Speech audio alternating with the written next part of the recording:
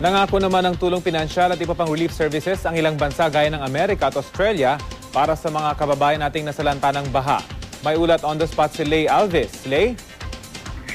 Balik operasyon na ang US Embassy sa Roxas Boulevard sa Maynila matapos ang ilang araw na paghagupit ng malakas na ulan at baha.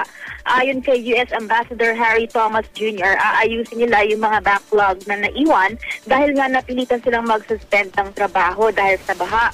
Kabilang na dito dati yung mga visa interviews. Wala naman daw nasirang properties ang embahada dahil matibay daw yung ipinagawa nilang bagong seawall sa likod ng embassy building. Nagpasalamat siya sa mga Pilipino at Amerikanong empleyado ng embahada na nagtulong-tulong. Kasabay nito Rafi, nag-donate ang US government ng 4.3 million pesos na tulong sa mga nasalanta ng bagyo. Namahagi rin daw sila ng mga water purification units sa ilang apektadong lugar. Rafi, handa raw silang mag-abot ng karagdagang tulong kung kakailanganin. Ang Australia naman ay may pledge na rin ng $2 million na tulong ayon sa DFA.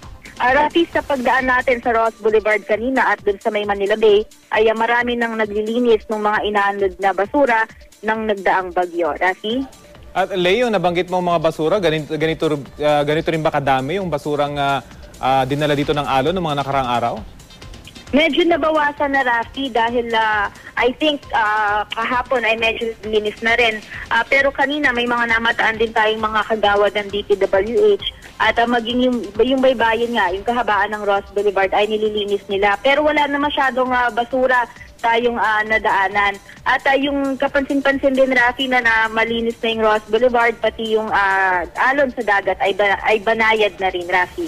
Okay, maraming salamat, Lay Alves.